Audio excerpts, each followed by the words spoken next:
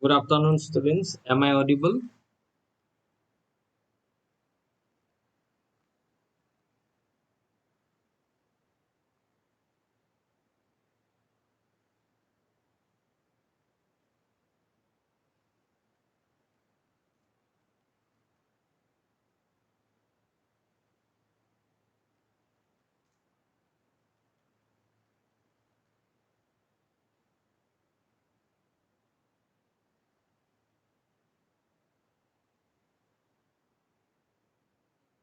Number of participants is 17, 18. Okay. Am I audible, students? Yes, sir. Okay, thank you. Yes. So, the second unit, the canal design, we have left out with a small portion. Okay. So, today in the first class, we are going to discuss that small portion about your mobile boundary, and then we move on to our next unit. Okay.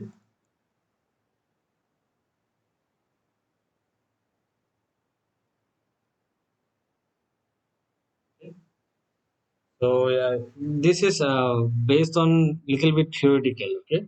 So there is nothing much to explain. You can write down the key points, okay, or else I will give you this PDF, okay. So you can write here, said mobile boundary channel, okay, mobile boundary channel. So here you can write it is a channel in which. So what is the mobile boundary channel? It is a channel in which we have boundary erosion. Okay, we have boundary erosion. So that is why it is also called erodible channel. Okay. Then we have sediment transportation. Okay.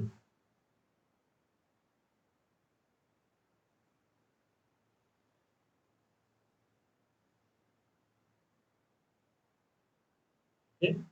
And the last one is sediment deposition. Okay. So this is not visible properly. You kindly write down the sediment deposition. Okay. So these are the 3 points in this boundary channel. We have soil erosion, or you can say boundary erosion. Then we have transportation of sediment, and then we have deposition of the sediment. Okay. So these are the 3 points are taken into account for analyzing OCF, that is your open channel flow, is known as mobile boundary channel. Okay. So these are the 3 points. If we consider for analyzing an open channel flow, that boundary channel is your mobile boundary channel. Okay. So you can write it down. The key points, that is boundary erosion, sediment transport, and sediment deposition. Okay.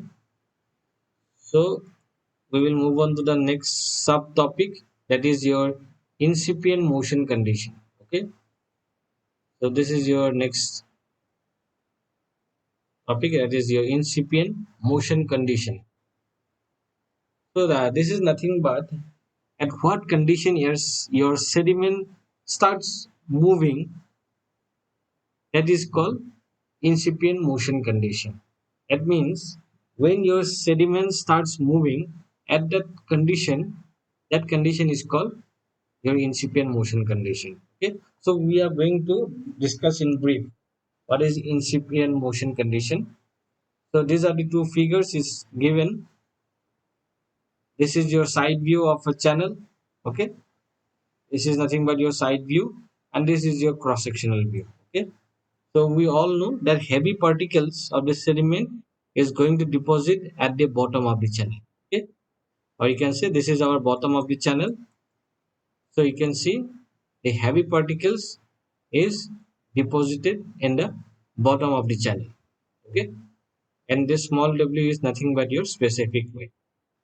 Specific weight is nothing but rho multiplied by g. Okay, that we have already discussed many times. Okay,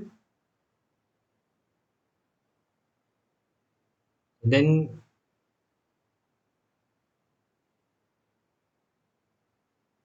The same topic, okay, incipient motion condition. So consider a channel with sediment with a fixed bed slope. That slope of the bed is fixed, okay.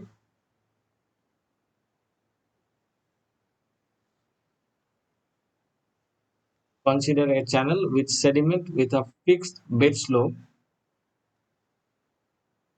So we have considered a channel with sediment. That means your flow carries some amount of sediment, okay, and the bed slope of the channel is fixed, okay.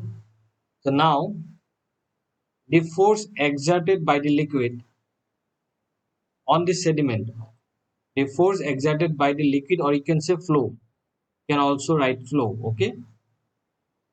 The force exerted by the flow on the sediments is equal to the shear stress, is equal to the shear stress, okay. Or you can write this expression, the shear stress expression. You can also write this equation, the specific weight multiplied by R into SB, that is your bed slope, okay. That equation we have already come up with in the last unit in the topic of shear stress, okay. So if you, in place of this, if you write this, you can say it's a tractive force, okay. So here in this case, that your tractive force and your shear stress is same, okay. Okay, so the force exerted by the, sorry, the force exerted by the flow on the sediments is nothing but is equal to your shear stress, okay. So for different discharge through the channel, we have corresponding normal depth. Definitely for a particular discharge, we have one normal depth, okay.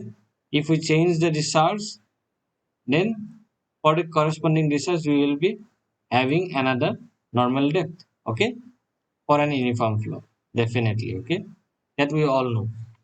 For different discharge through the channel, if our discharge is changing, then our depth of flow is also changing with respect to the depth, sorry, discharge, okay. So when the discharge is small, suppose this is our river, cross sectional view of a river, okay. So the discharge is less means your level of water inside the channel is less, okay. So definitely if you have a small discharge, your depth of flow is also small.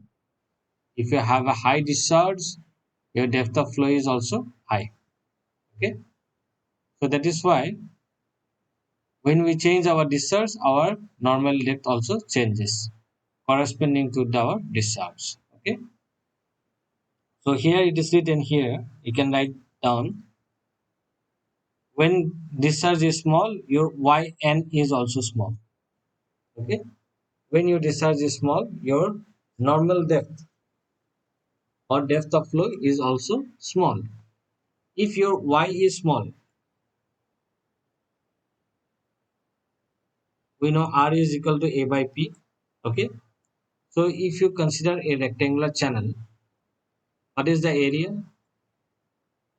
Area is equal to, this is your width of the channel and this is your y value, okay. So see, depending on the discharge, the y value changes, okay.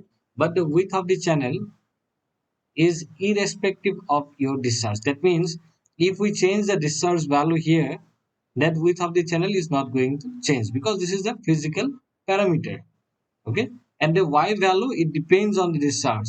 If the discharge is less, then this y value will be also less, or if it is more, then it will be a more, okay. So that area, if you write down the area equation for a rectangular channel, is nothing but b into y, okay. So we know if we change the discharge, our width of the channel will be remain constant, okay. What is going to vary, that is your y value, okay. So we can say that area is nothing but is a function of y, okay. Understood? we can say that area is a function of y. That means if we vary y, our area is also changes. Okay, but that for that particular channel, our width of the channel will remain constant. Okay, so if we vary the discharge or the discharge changes, then our level of water is also changed. If the level of water changes, then our area is also changes. Okay, but the width of the channel will be remain constant. That is why our area is a function of y. Okay, it depends on y. That area, cross sectional area, it depends on the depth of flow. Similarly, for the weighted perimeter, if you consider weighted perimeter of that particular channel, then it will be b plus twice y. Okay. Again, if we change the discharge, our width of the channel will remain constant for that particular section. Okay. So what is going to vary? That is y. So that is why your weighted perimeter is also function of y. Okay. I think you have understood. So that is why our area is also function of y. Weighted perimeter is also a function of y. So that is therefore we can also say that our r value is also a function of y, because r is nothing but a by p. Okay, understood? So that is why when your discharge is small, your y value is small. If your y value is small, definitely your r value is also going to be small. Okay, and if you see in this equation, if your R value is small, then your shear stress or your tractive force is also is going to be small. Okay, so this is the concept behind this. When we have a smaller discharge, that means we will be having a smaller shear stress at a particular location. Okay, so we all know in a particular channel, our velocity or you can say discharge is minimum at the bottom of the channel because of the friction. Okay. So that is why, and the sediment particles deposited at the bottom of the channel.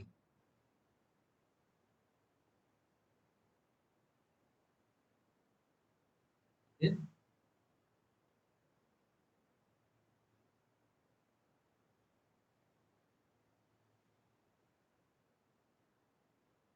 So this hence R is small, so thus shear stress is also small. Okay. So hence the sediment at the bottom remain at rest. Okay. That sediment at the bottom remains at rest and the flow is similar to the rigid boundary channel. Okay.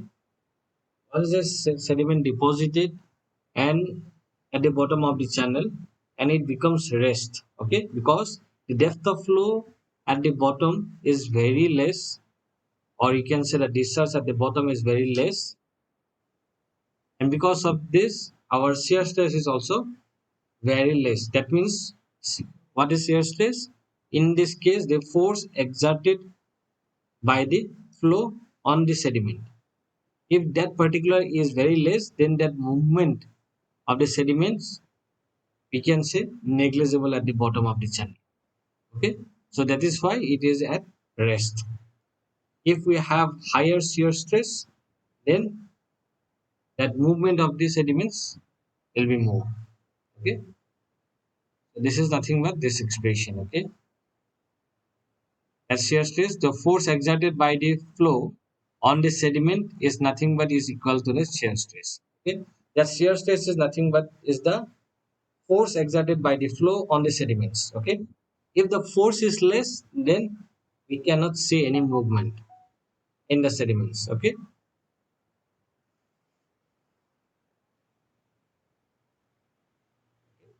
so you can see when we move up towards the surface, okay, here you can see your velocity is also very less at the bottom. Depth of flow is also very less, so your shear stress is also less. Okay, so, but as you move upwards, your discharge increases or R increases. As a result, your shear stress will also increase. Okay, at certain discharge, sediments on the bottom starts moving. Okay, when we increasing discharge, at some time cell level, your bottom sediment starts moving, and that condition is called your sediment starts moving, and that condition is called incipient motion condition. Okay, when that sediment starts moving, that condition is called incipient motion condition. Okay, the velocity in this condition, that means the velocity for that incipient motion condition is called critical velocity of flow. Okay, or you can also say it's a pickup velocity, because after this velocity your sediment it starts moving. Okay, so these are the key points, that at what conditions your sediment starts moving, that condition is called incipient motion condition, and that particular condition, that velocity is called critical velocity or pickup velocity. Okay,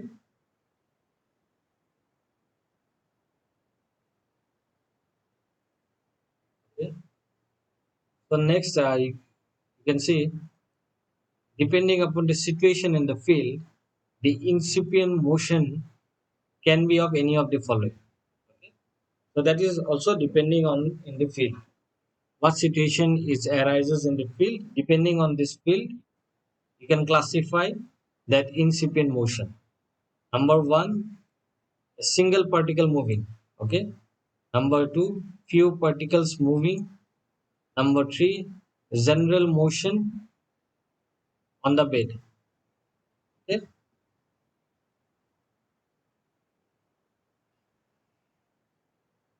So next is your nothing but your types of sediments. So we are talking about sediments. So what are the types of sediments is available? Okay, we have three types of sediments. One is bed load. Okay, one is suspension load, or you can say suspended load, and number three is your wash load. Okay, so bed load is nothing but that heavy particles, larger or bigger particles that deposited at the bottom of the channel. Those particles are called bed load. Okay, suspension load is between your wash load and bed load. That is suspension at the middle portion of the flow. Okay, if you see, if you want to divide into three portion of the flow, this is your upper portion, this is your lower portion, this is your upper, and this is your middle portion. Okay, so that sediment particles present in that middle portion is your suspension load or suspended load. Okay, upper portion is wash load and lower portion is bed load. Okay, so definitely for bed load, that particles are bigger in size and heavier also. Okay, with respect to the other load, that is your wash load and suspended load. Okay, so you can write down the definition of bed load. It is the bigger and heavier part of the sediment on the bay, or you can write bottom of the channel. Okay, on the bottom of the channel, it's up to you.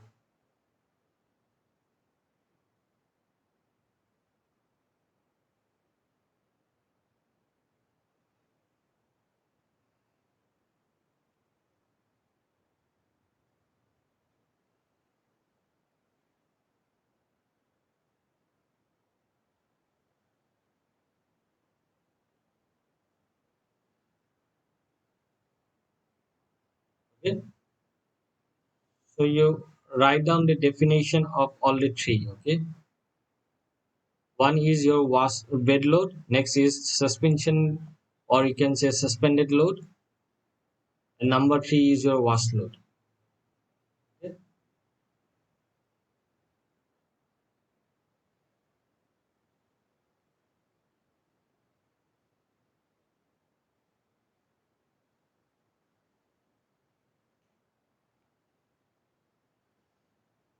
Bed load, I think you have already written.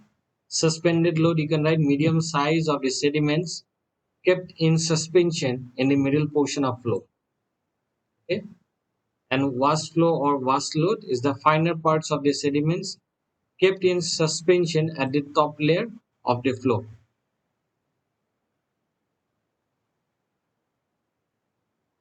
So you kindly write down the three definition. Okay. So what are the types of sediment? We have three types. One is bed load, suspension load, and vast load. Right in very top portion we have vast load. Middle portion will be your suspended load, and the last or lower part is your bed load.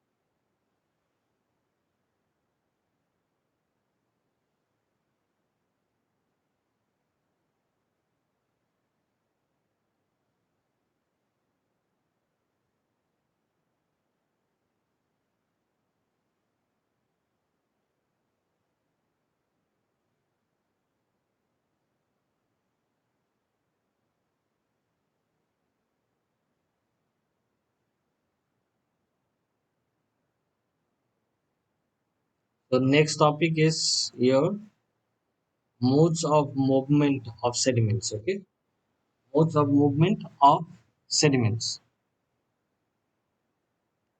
So how the sediment moves. Okay, that means that bed load in that particular bed load section, how that sediment particles move. Okay,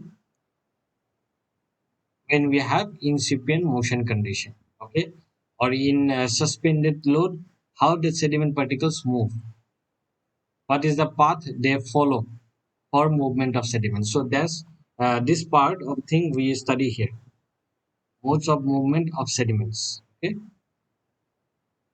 so definitely we have three layers, one to three. One is bed load, two is your middle portion, that is your suspended load, and three is nothing but your vast load. Okay, so bed load moves by rolling. Bed load moves by rolling. Suspended loads moves by skipping, that is you can say small jump. Okay, and number three, vast load remains in suspension. Okay,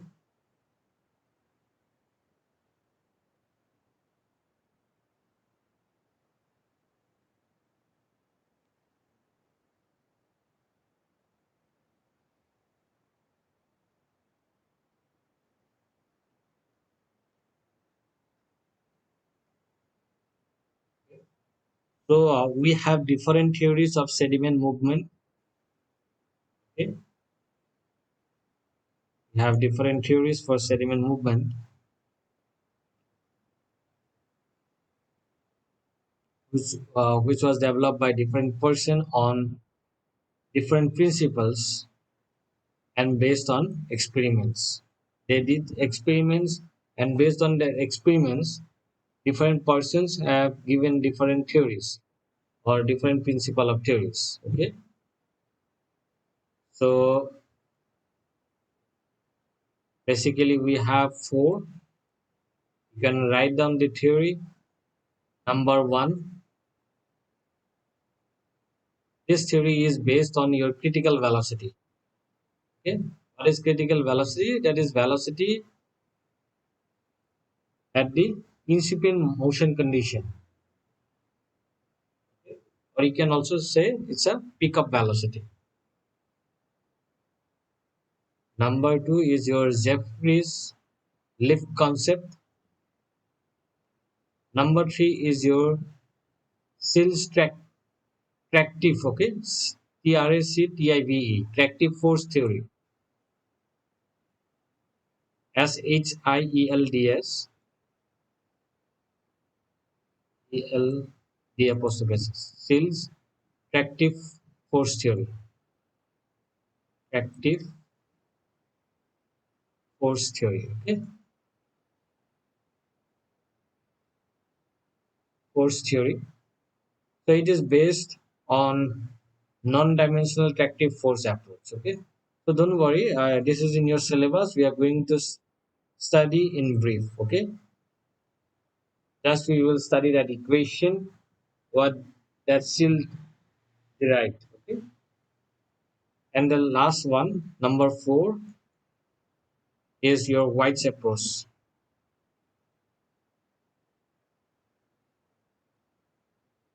So this is nothing but is based on the flow conditions, that is your steady laminar or steady turbulent, etc.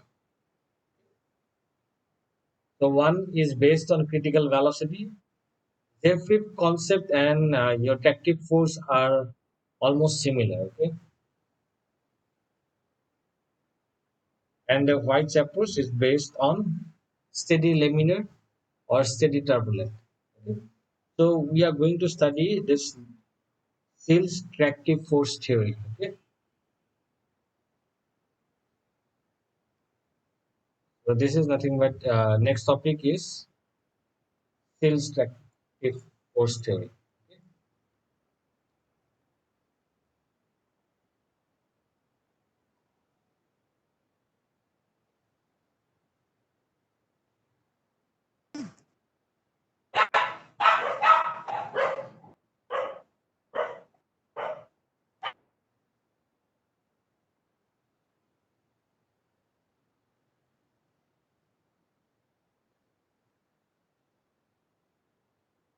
Okay?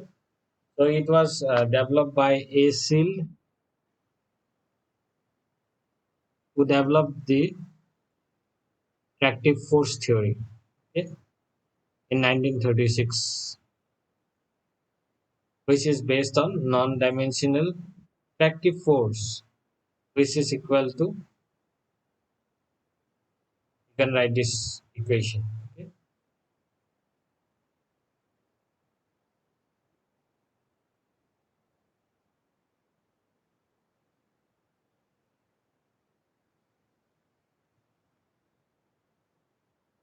So here, this is your tractive force. W suffix x is your specific weight of sediments, and small w is the specific weight of water, and d is the diameter of sediment. Okay,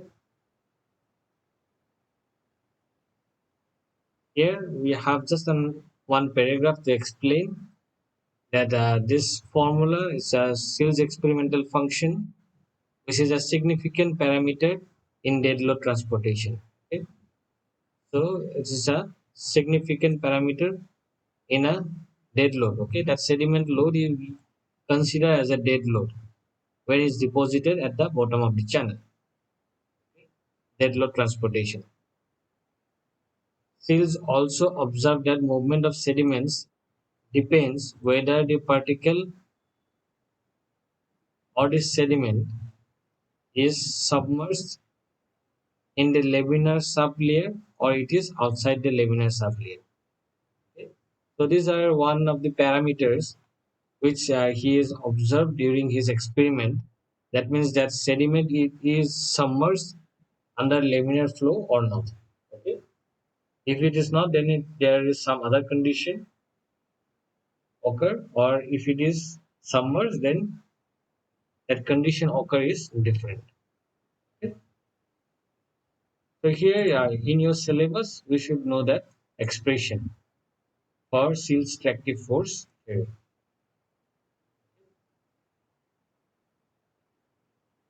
It was developed in 1936.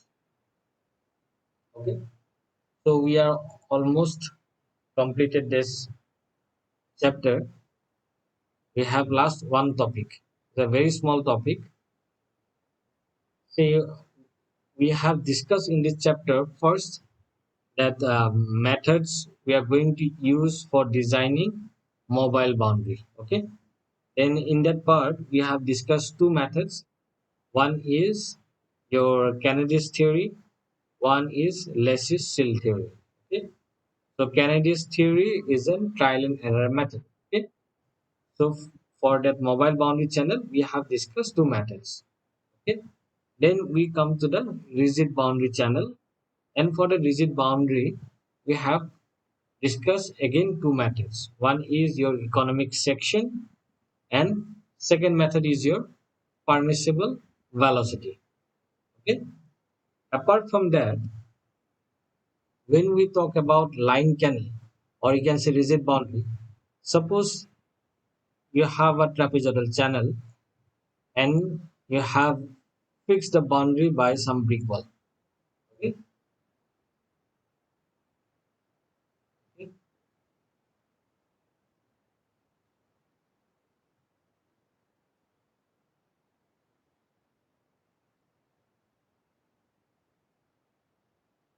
You have fixed the boundary of the brick by considering some brick wall, or you may consider some concrete, or you can may use mortar. Okay. So when we fix the boundary, there is a maximum probability of depositing the sediment particles at your corner. Okay.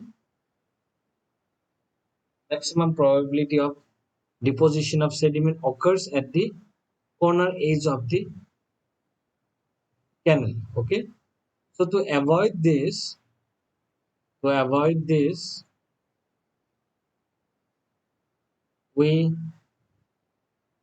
rounded off the corner. Okay, we rounded off the corner like this. The corner will be rounded off. Okay.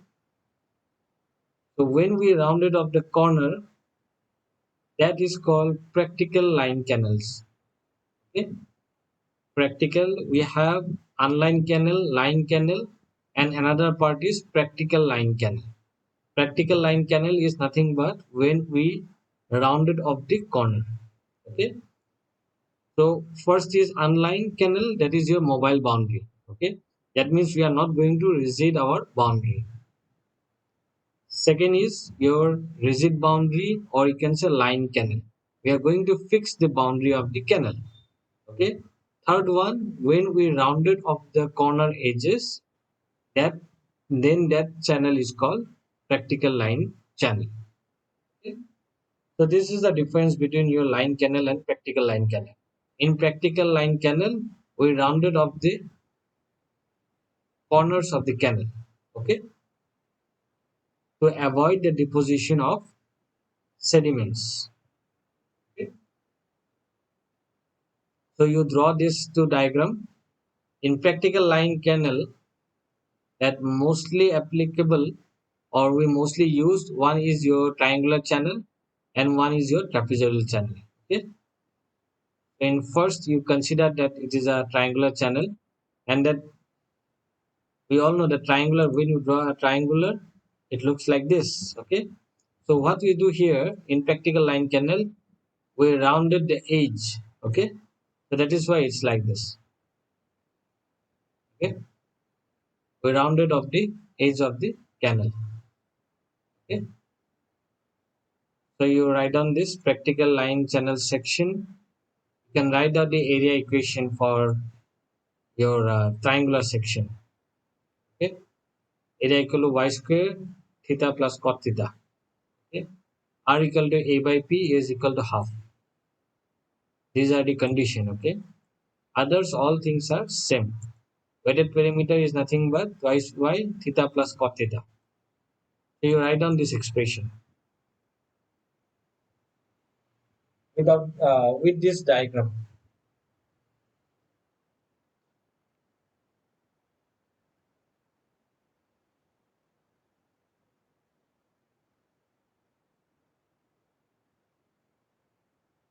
And now which canal you are going to use, it's a triangular or trapezoidal, it depends on your discharge. Okay, if your discharge is less than 55, then we will go for triangular section, or if it is more than 55, then we will go for trapezoidal section.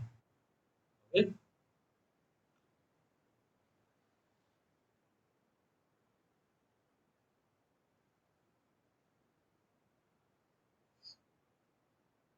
First you write this is a line practical triangular section with rounded corner for discharge greater less than 55 meter cube per second. And next one you write trapezoidal section, area equation and perimeter equation. Write down the equation. Okay.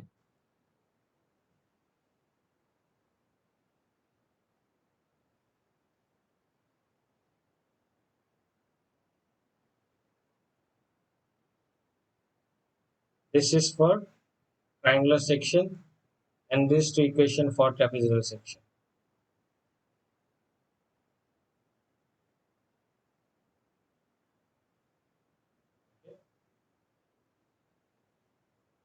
So you write down the expression for area and weighted perimeter.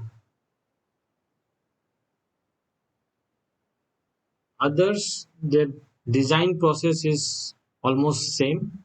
Only for if the discharge is less than 55, then we are going to consider your we are going to consider triangular channel. If it is more than 55, then we will go for trapezoidal section. Then we have to use area equation of a trapezoidal by using this expression, and this is your weighted perimeter. Okay.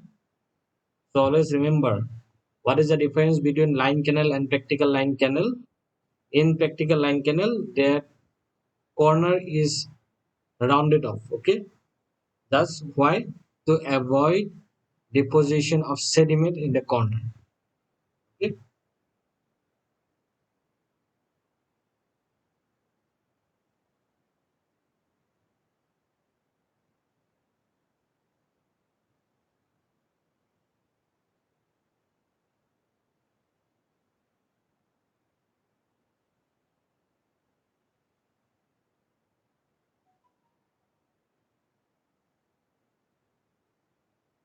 Over.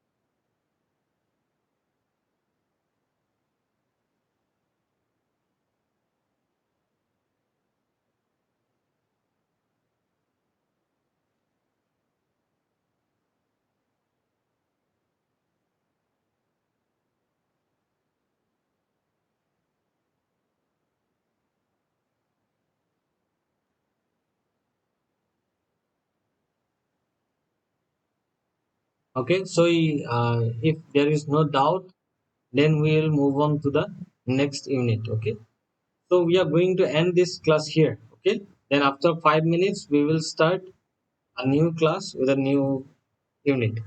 Okay, so thank you. There will be a 5 minutes break, and then we will start new class with a new topic, or you can say new unit. So by today, I think we have completed two units. That is unit one and unit two. Okay?